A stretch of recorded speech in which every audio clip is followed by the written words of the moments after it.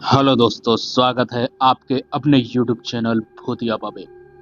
आज मैं आप लोगों के लिए एक बहुत ही अच्छी कहानी लेकर के आया हूँ। तो कृपया आप लोग हेडफोन लगा लें और आशा करता हूँ कि आप लोग अच्छे होंगे, सही सलामत होंगे। तो चलिए बिना किसी देरी के हम अपनी कहानी शुरू करते हैं। उत्तर भारत के एक छोटे से गांव नरसिंहपुर में एक प्राचीन पीपल का पेड़ था। गांव के ठीक बीचों बीच वो पेड़ इतना पुराना था कि लोग कहते थे जब ये पेड़ उगा था तब हमारे दादा भी बच्चे थे। पर यह कोई आम पेड़ नहीं था, उसे भूत वाला पीपल कहा जाता था। गांव में एक नियम था, सूरज ढलने के बाद कोई उस पीपल के पास नहीं जाता। कहा जाता था कि उसमें एक आत्मा रहती है, एक औरत की आत्मा, जिसने उस पेड़ से लटक कर आत्महत्या की थी। इस कहानी की शुरुआत होती है साल 1968 से। 1968 साल 1968 की बात है। उसी गांव में श्यामा नाम की एक युवती रहती थी, सुंदर और बहुत ही भोली। वो एक पंडित की बेटी थी और उसका प्रेम गांव के एक ठाकुर के बेटे, जिनका नाम विक्रम था, उनसे था। जब यह बात गांव को पता चली तो जात पात के नाम पर विक्रम ने उसे ठुकरा दिया। श्यामा समाज के तानों से टूट गई और एक रात पीपल के पेड़ से लटक कर अपनी जान दे दी।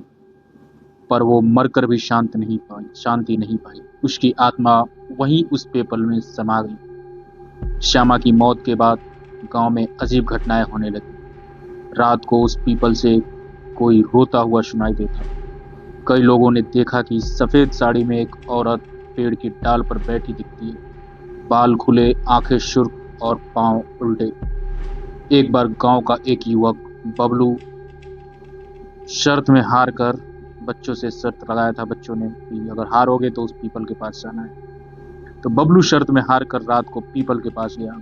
अगली सुबह वह कुएं में मरा मिला। उसकी आंखें बाहर निकली थी और उसके हाथ में पेड़ की एक डाली जकड़ी हुई थी। इस बात को कई सालों के बाद 2022 में गांव में एक नया स्कूल खुला और वहां एक शिक्षक आया जिनका नाम था राहुल श्रीवास्तव, जो शहर से आए थे। वो अंधविश्वास को नहीं मानते थे। जब उन्हें पीपल के बारे में बताया गया तो वह हंस पड़े। बोले भूत वूत कुछ नहीं होता। एक दिन जिज्ञासावश वह रात के 11 बजे पीपल के पास बैठ गए अकेले।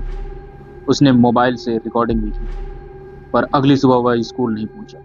लोगों ने उसे पीपल के नीचे बेहोश पाया, शरीर नीला, आंखें खुली हुई और हाथ में खून से लिखा एक वाक्य, मैंने उसे देखा, उसने कहा अब मेरी बारी।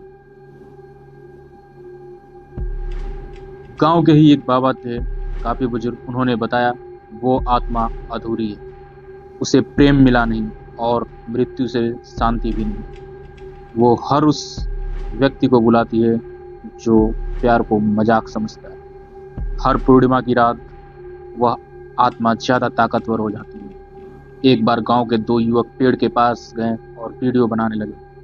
कैमरे में सिर्फ एक ही चीज रिकॉर्ड हुई, एक सफेद साड़ी में औरत धीरे धीरे पेड़ से नीचे उतर रही है, बिना जमीन को छुए। वो दोनों लड़के आज भी लापता हैं। आज भी नरसिंहपुर में वह पीपल का पेड़ खड़ा है, शांत लेकिन भीतर से जिंदा।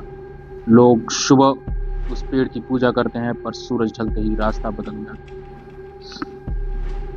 कहा जाता है अगर किसी रात तुमने सुनी एक औरत की धीमी हंसी या किसी ने तुम्हें नाम से लेकर बुलाया तो पीछे मत मुड़ना, क्योंकि वो श्यामा हो सकती है।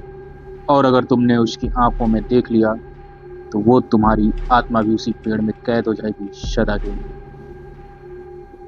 पीपल की आत्मा कोई लोक कथा नहीं बल्कि सच्चाई है, जो गांव वालों की आंखों में आज भी डर बनकर बसी है।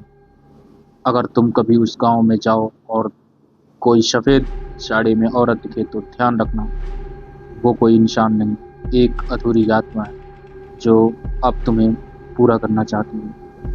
तो ये एक छोटी सी प्यारी सी कहानी थी, सत्य घटना पे आधारित।